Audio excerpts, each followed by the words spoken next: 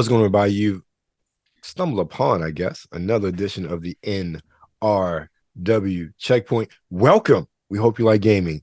I'm WebsterStyle. It's my man Brian Sapph. We're here to talk about gaming. And well, let's just say if you've been following the news for the past year, you know there's only one story that has dominated gaming, and that is Microsoft buying Activision. And while it's had its stumbles over the past few months, everything looked great until today. Our friends across the pond have declared that no, they're going to say no. They're blocking it. Really? They're not blocking it because, they're going to have this monopoly and they're going to keep games away from Sony. At least that's not the official excuse. They're going to block it because they're saying that Microsoft will have an unfair advantage in cloud gaming if they purchase Activision. Then they will be able to withhold games from rival services if they buy Activision. And also, you may think, but WebsterStyle, didn't Microsoft make all those deals with all those cloud gaming services? Yes, they did. But they said, you know what? And I'm paraphrasing. That don't mean nothing because individuals have to buy those games first. They have to own those games to play them on the cloud. This isn't a cloud service. First of all, what's the definition of a cloud service? Because you can't say one thing is a cloud service and one thing isn't a cloud service. Right. Second of all, now, Brian, I don't own a PlayStation. Okay. Can you play PlayStation Plus games via the cloud, like on your phone or on your computer? Not to my knowledge. And okay. but I'm saying that as somebody who doesn't cloud game like at all. Yeah. So I've never looked into that as a option or a capability of Sony's hardware. Okay. I would assume maybe, but I asked that simply because I'm not as educated. I tried looking it up, and this is something we talked about before. Sony isn't that great at describing what their service does. If you look on the literature, it really is so confusing at times. Like, so you got 3 different tiers. Okay, what is this? But when it comes to playing not on your PlayStation, all I see is remote play. Right. Even a couple weeks ago, there were rumors about a PlayStation handheld, but it was designed for remote play. Right. Not cloud play. Right. Okay, fine. Great. You really are talking about another subscription service would not be able to compete. They failed. Stadia failed. Yeah. Amazon Luna is like an afterthought. Yeah. And you also have, you have what? EA Play. You also have Unisoft Plus, which to my understanding, you pay for those services with games from those companies. You don't have to download them. You can stream them, to my understanding. I may be wrong. So if I'm wrong, let me know in the comments. But I thought that was just, okay, cloud gaming is such a small part of gaming. And then Microsoft, this is the thing I don't get with this. Okay, so what? Game Pass is what, 25, 30 million subscribers, right? Okay. How many people actually play via the cloud on something other than their console? I would say PC. Yeah. It's such a small market for them to cite that as a reason. Just, I'm scratching my head. I actually had one guy in one of the comments, I made a comment on somebody's post about it, and I just said, you're really talking about the gaming console. Let's just say console game. You're talking about a combined between Series systems and Xbox One. You're talking about a combined platform base of maybe 70 million. Maybe. Right. Okay. The Switch by itself is 120 plus. Right. You're not talking about Nintendo and their cloud offerings with their online service. You're not talking about any restrictions there. There are games that are only on Nintendo platform, or if Nintendo buys anything, you only can play it on that platform. You're not talking about Sony. Again, they only offer cloud options with their subscription services. They only offer that. Sony can offer that. I mean, Sony bought the companies that started this on live. They bought the ones that started Cloud Play, and they don't even offer it. Right. And then Amazon Luna, nobody's heard of that because Amazon does nothing with it. Yeah. And honestly, I don't think it's that good of a value. And frankly, it's not bundled in with Prime like that, at least not the higher tier. It's like, why would you want it if it's not in Prime? Yeah. I say it's such a small market that is very negligible. Yes, it could grow in the future, but we are nowhere near any point in time where a console is not the way you play your games, or a PC. We're not at that point yet. 10 years from now, maybe. Maybe, right. Maybe.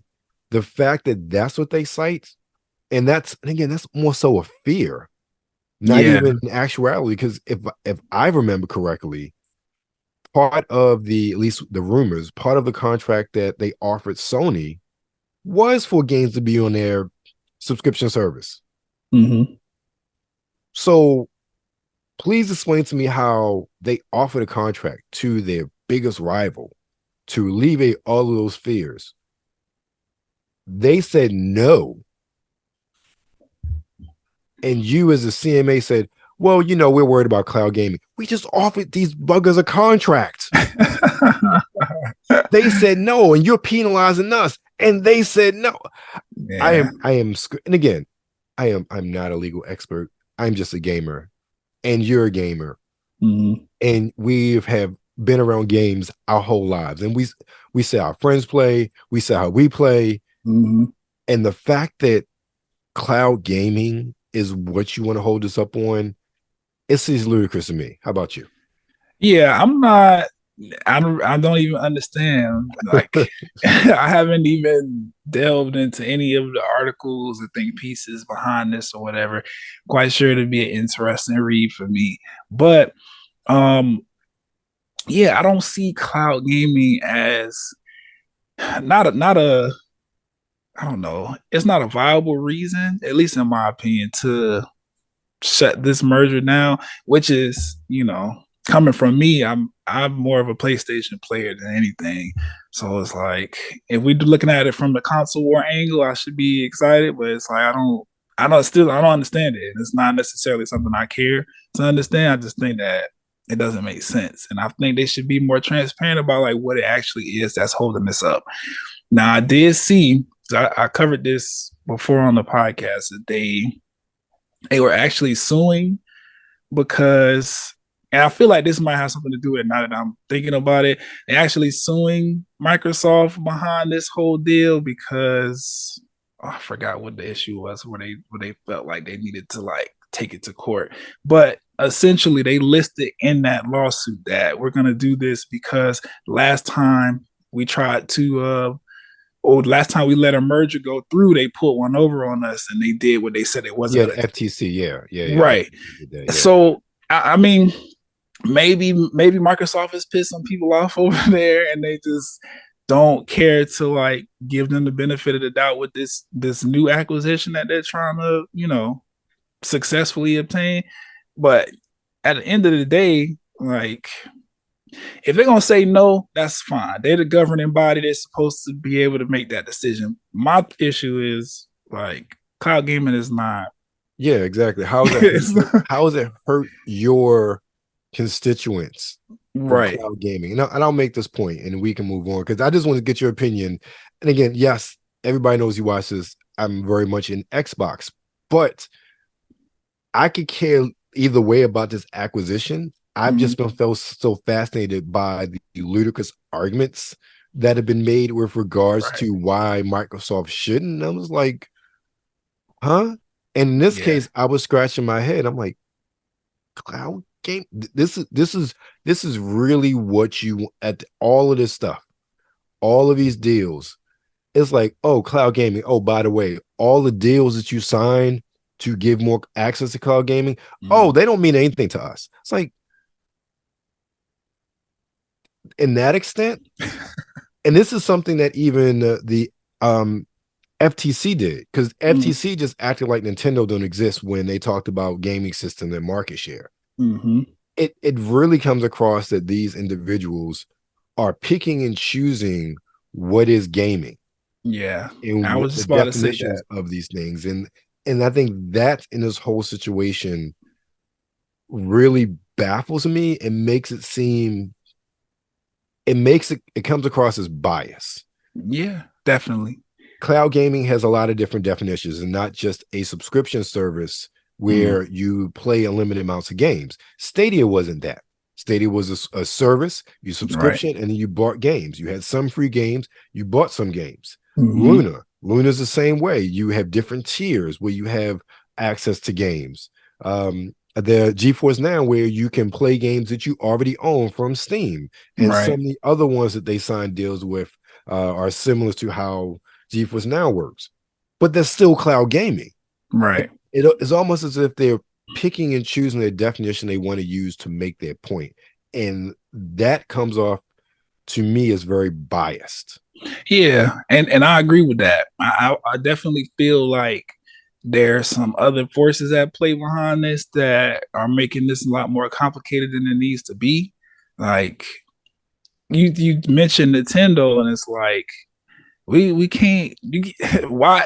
No gamer in their right mind is discounting or like keeping Nintendo out of the conversation as gaming as a whole.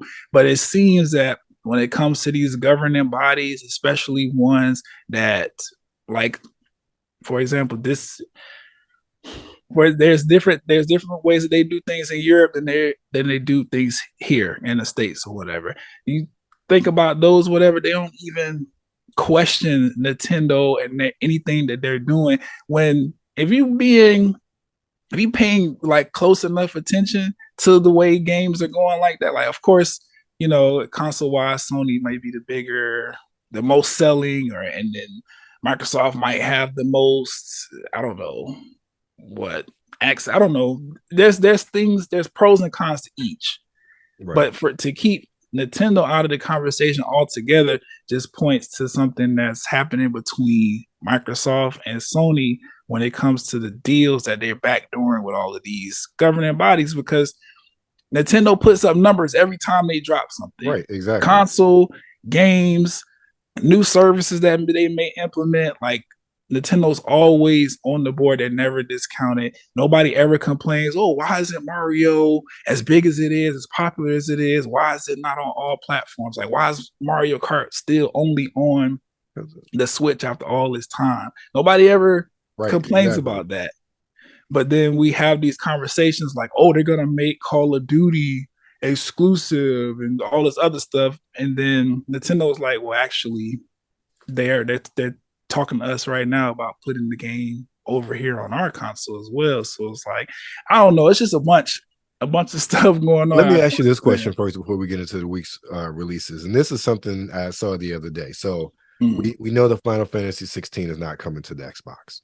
And Sony has strategically, and again, as an Xbox person, I think it sucks, but it's business.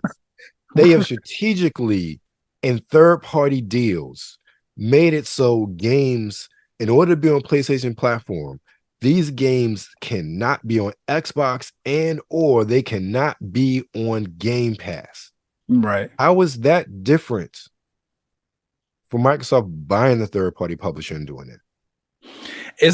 Honestly, it's not different. And I feel like the main, like I said, the main gripe with that, it's something personal going on. Like, it just has to be. Nothing else makes sense. I feel like they're getting kickbacks from Sony, like straight up, because it doesn't make sense. Yeah, because we see, like, for example, every time we get on here, I feel like at least every month, at least one episode a month, we're talking about, oh, Sony just acquired this new studio and stuff like that. Which they just did.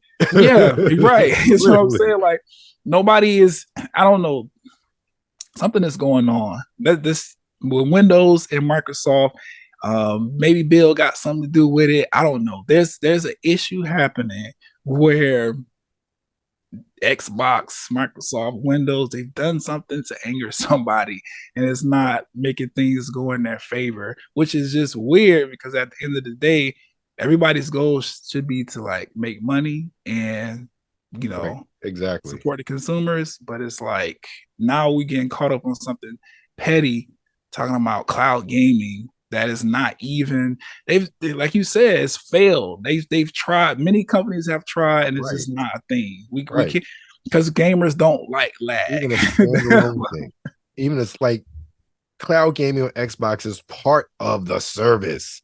It's not even like a separate sort of thing. Now, they may offer that one day, but right now, in the next few years, that's a standalone service. Right. Like straight and and I will say this, the only way that I could see that being like a viable like excuse is because of the what's the word?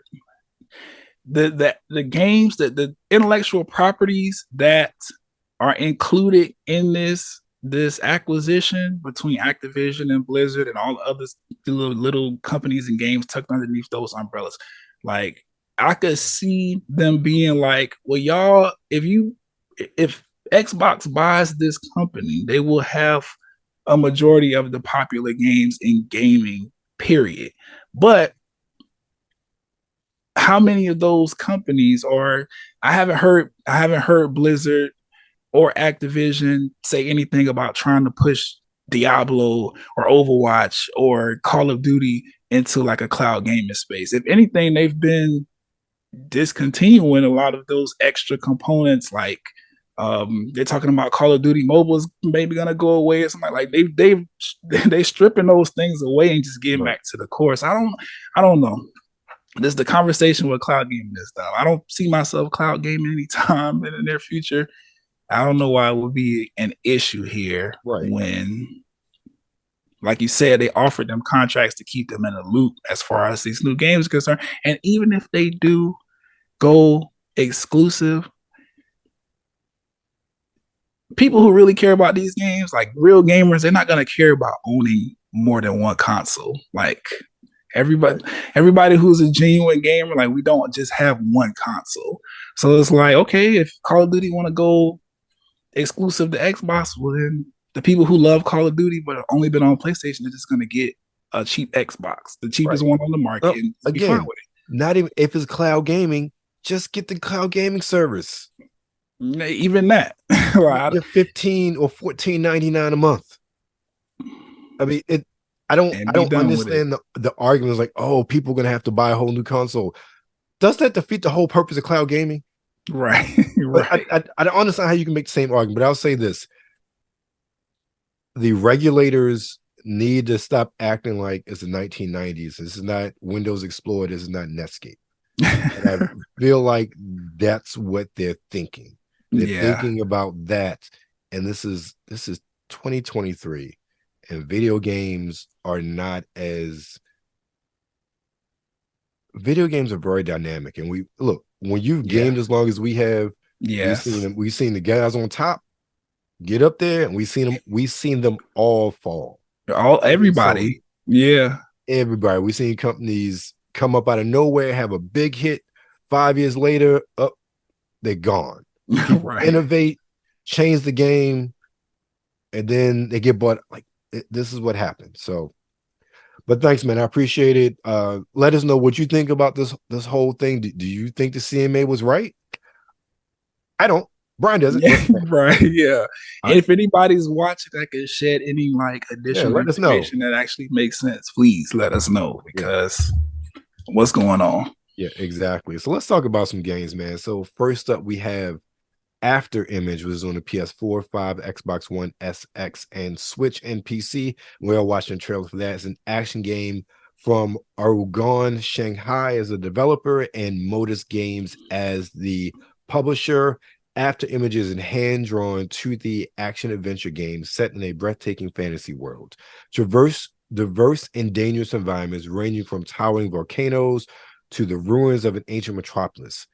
Guide Renee, an intrepid heroine, across 25 to 30-hour adventure filled with mystery.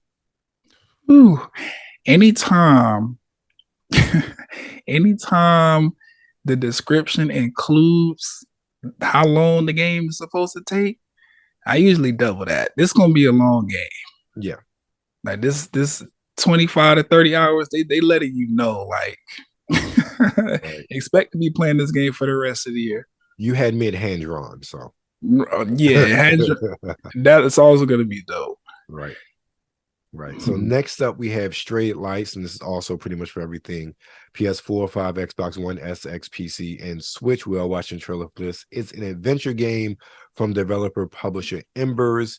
Straight Lights is an atmospheric action adventure with fluid combat and an intricate world imbued with mystery. You are a tiny, glowing, light-seeking transcendence. Explore a land of otherworldly ruins and glowing trees, where entities of flickering lights and luminescent shadows reside. That premise alone made me want to see the trailer. Yeah, and it reminds me of a game, Flowers. Is it called Flowers? I don't know. There was a game that came out. It was like one of the games that PlayStation was like, this is how you're gonna experience the full capabilities of the PlayStation 4. Right. I think it was called Flowers, and it kind of had a similar premise. I'm interested to see if it's like similar. Either way, it sounds dope. Yeah, it does sound dope. All right, next up is Desta: The Memories Between. This is on the Switch and PC. It's a strategy game from Us2 Games. Desta: The Memories Between is a narrative puzzle game about returning home after leaving under difficult circumstances. You guide Desta through metaphorical puzzles that let you revisit painful memories of life and find the words you didn't have at the time. What? Part of me is like, this is interesting. Part of me is like, oh, do I really want to play this game? Yeah, no, but you just about wait. I ain't trying to deal with childhood trauma in a puzzle game. No, that's what I'm saying. And y'all talk about going back. If I ain't had the words back then, it's nothing for me to say. Nah, let's just move forward. But are we watching the trailer for that? No, we're not watching the trailer for that one. Okay, I'll look at it later. I'm interested to see like exactly what they mean. Yeah. All right, next up we have Bramble, the Mountain King. That sounds like an old 80s B movie. It does.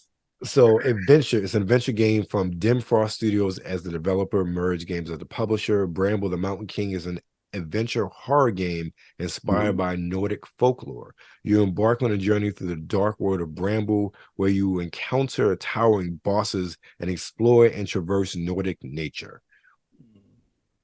That sounds interesting. It does. I'm picturing in my head okay.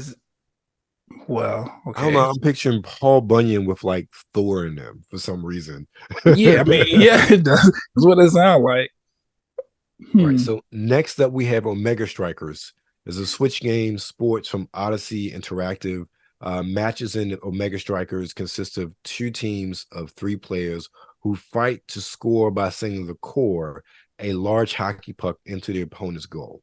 The game is presented in a top-down perspective with the whole playfield visible at once. Players can choose from a cast of characters known as strikers. And again, I didn't see the trailer, but I saw a picture.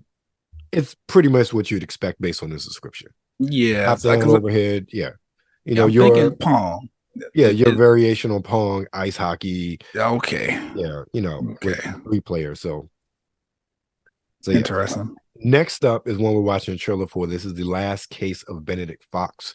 It's on Xbox One, S, X, and PC. Action game from Plot Twist as a developer and Rogue Games as the publisher.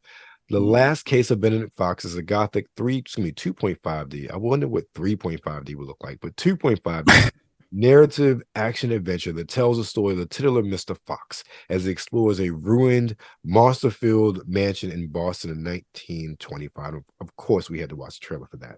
Yeah, I'm interested. Watch me. But whenever they come with these, like, 2.5D, I'm like, I'm always interested in that particular like presentation style, and specifically because I don't know.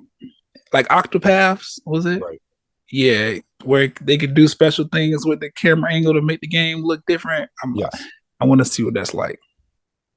Got you. Next up is Monster Hunter Rise Sunbreak, and that's on the PS4, 5, Xbox One SX, action RPG, Capcom is the publisher. This is the expansion to Monster Hunter Rise. It came out on the Switch last year. That main game just came out on those systems earlier this year or late last year, one of the two. So now the DLC is coming out.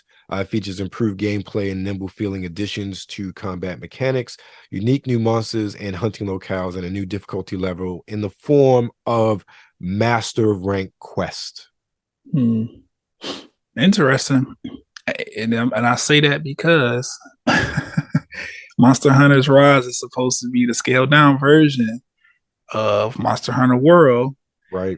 And here they come with an expansion pack furthering the things you could do in the game. It's almost like they want you to play Monster Hunter World. But, you know, Rise has a big fan base. It's very, very popular on the Switch. So much so that they ported it over to the main console or PlayStation, Xbox.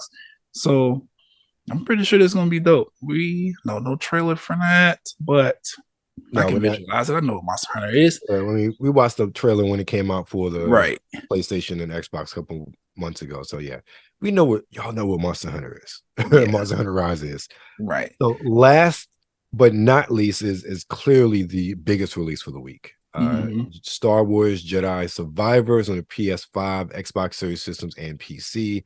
Action game from Respawn Entertainment, and of course it's weird. It's hard calling them the evil empire now, since some of the games they put out recently have been good and not so greedy.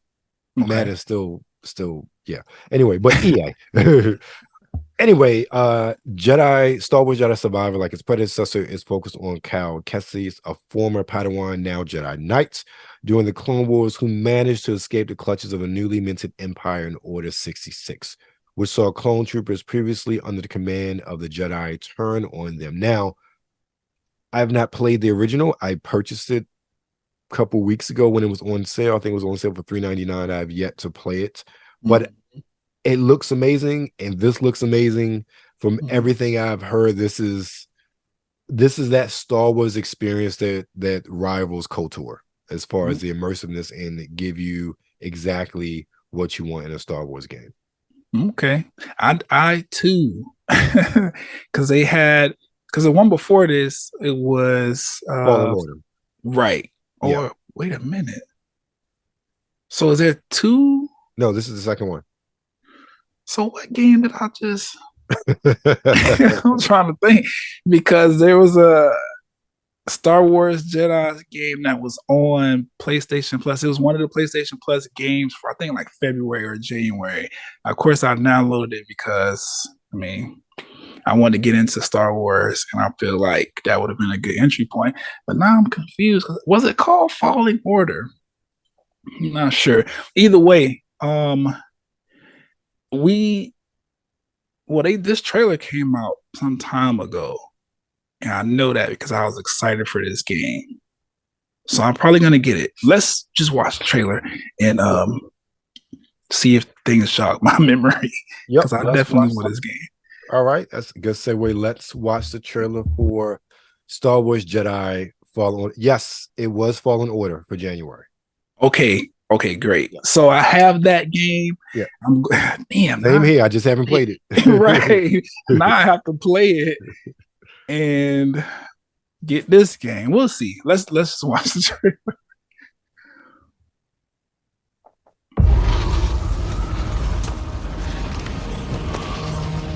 You were only a child when they sent you off to war.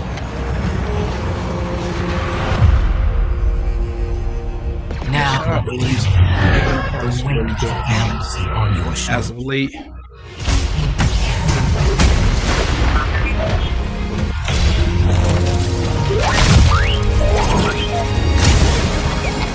Didn't I tell you to be more careful about who you scan? Come on. I cannot tell you who you must become, or where the line is crossed. There are easy choices. These are dark times. We have few allies. Good to see you, gal. The odds are against us. And they will always be against us.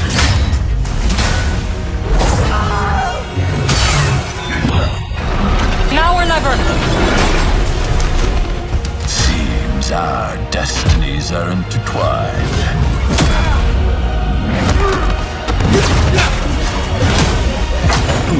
But I can tell you this. If there is any hope of surviving, we must stand against the darkness.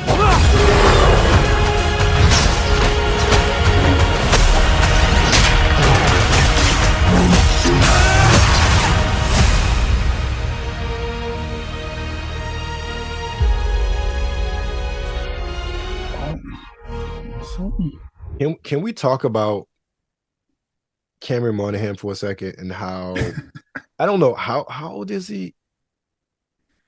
Okay, so he's just 30, maybe 29, 30 years old. Like he played the Joker in Gotham and killed it in that. And you know, he was in Shameless, but to be such a young actor, and to land such iconic roles and to have your likeness immortalized in the Star Wars universe canon like this is really awesome. Kudos to him. Kudos to him. It is.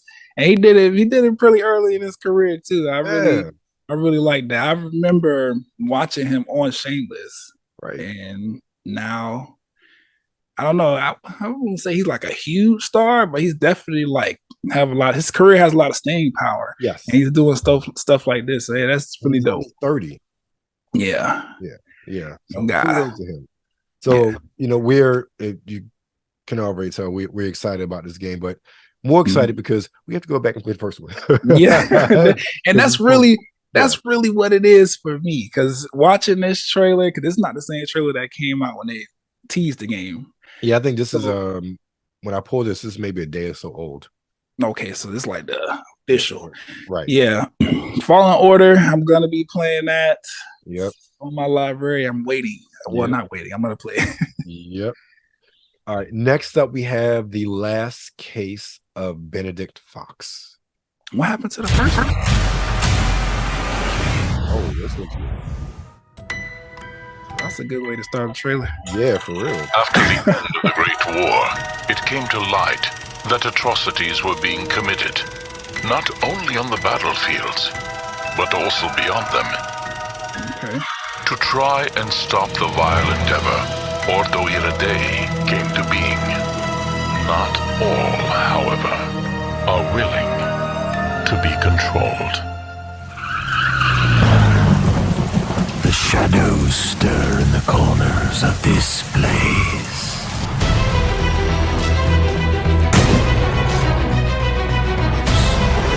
Art style. That's the 2.5. Okay, that's good. He's afflicted, riddled with gangrene. I knew all along I was still alive. The shade and the man so fierce that I can barely hold on, lest they pull me into.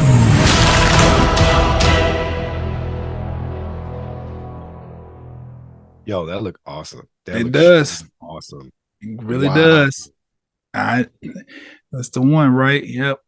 I really like that whole art style, everything that they had going on in there. What's this game called? The Last Case of Mr. Fox. What does that come out on? Because I'm like impressed. Yeah. I'm very impressed. Let me see. Ladies and gentlemen, you've been watching this, you know that while we love games, there aren't many games, even big AAA games, that we're just like, damn, that was good. It is. Okay. So it's only on Xbox and PC. That's fine. It looked great though. Yeah, I'm really, really good. I just wanted to check because something like that, I'm like, is that not on Game Pass? But it's not on Game Pass. So okay, they know what they got. Then they gonna try to get everybody to pay money. yeah. All right, next up we have Strayed Lights. Okay, so it's definitely not Light Flower. Nope. Can tell right off the bat. It looks great though.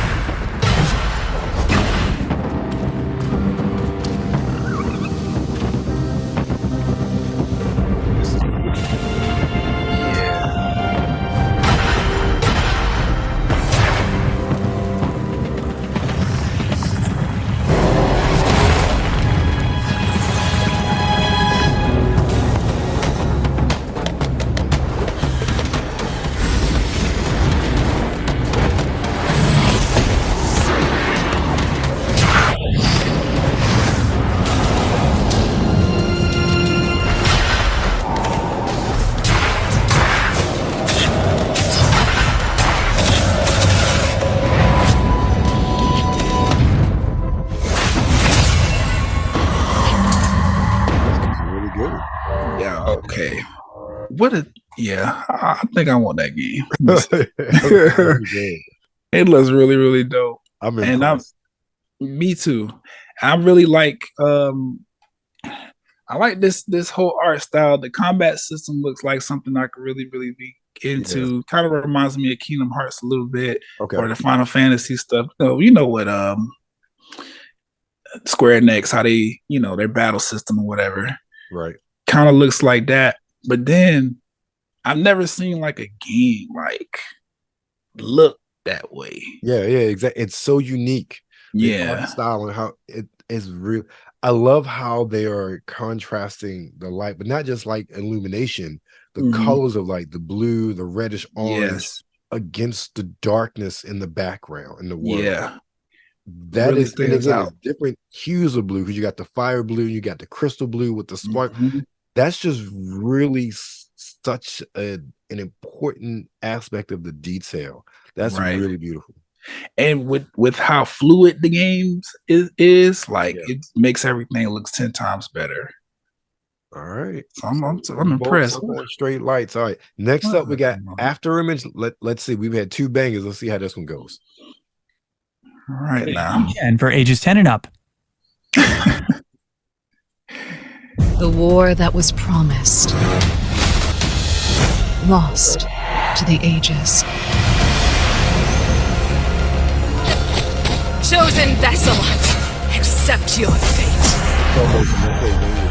Yeah, I was about to say. Yeah, it does.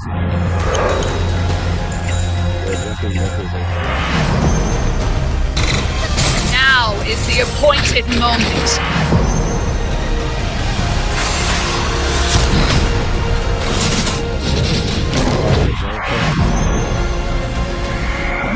Children returning to their origins.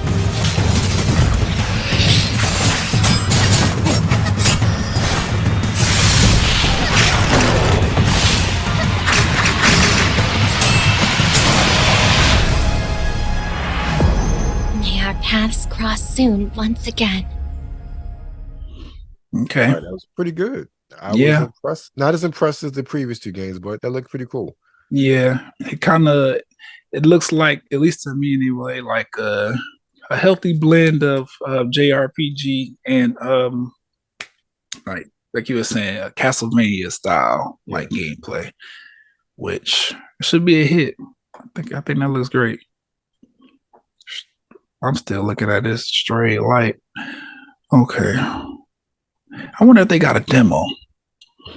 I don't know. That's a good question. Yeah, I'm gonna definitely be checking. I want to see if the I want to see if because the trailer got me, so I want to see if the game could actually hold me. But all of these look great, so another successful week of dope games. Afterimage as well. Like, I don't know how they worked that in like that, but they did good.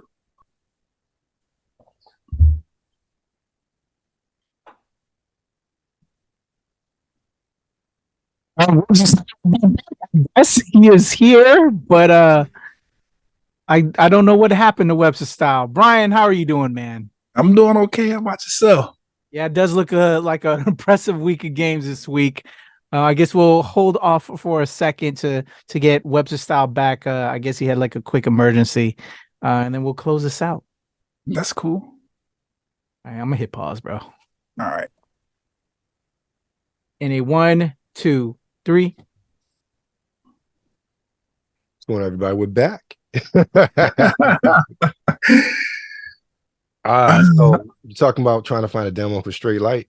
Yeah, while we were on like the brief intermission, I was able to pull up some things. Looks like they do have a demo, so I'm gonna be getting that. And you know, people have early reviews of it. It's receiving some pretty good reviews so far, so I'm interested. All right, sounds good. Sounds good. You got anything coming up this week, Brian? Only thing, I put out a new episode of Talk+Play blerdcast like literally earlier today. What did I discuss? Some stuff going on with the you know, the regular bull that happens on social media. That the Shaquilla Robinson thing kind of threw me a little bit. So I did give my opinions here because I did a little investigation on why they chose to, you know, not proceed with prosecuting. And it makes sense, even though it's disheartening. Like gaming wise, Overwatch Season 4 is going swimmingly. They just updated the new character. They're trying to change some mapping features to kind of get into that a little bit. Music has been great and not great at the same time. It was interesting covering that. And then television, I had some things I started back. I'm all caught up on Titans, which new episodes should be coming any day now. Ready to see how this season closes out. I'm just, you know, regular blurred stuff here again. Right. As I prepare for my next tour stop. And you will find out more information about that if you listen to the episode. What about you? What you got going on? I just dropped footage from Big Lick Comic-Con up on YouTube. Still tinkering around with episode 150 of the podcast. So nothing major this week, but you'll see some things in the next couple of weeks. All right. And I see you put some interviews up. Yes. Okay. Yeah, Big Lick with Michael Thompson and Gerald from Universe Comics. That went up today at the time of this recording. So, you know, might be quiet for a bit, but we got some big things coming. But of course, you're currently with Nerds Rule the World. Check us out on Twitter at the NRW, on Instagram and New Release Wednesday. Of course, you're currently on YouTube, so make sure you like, share, and subscribe. Right now.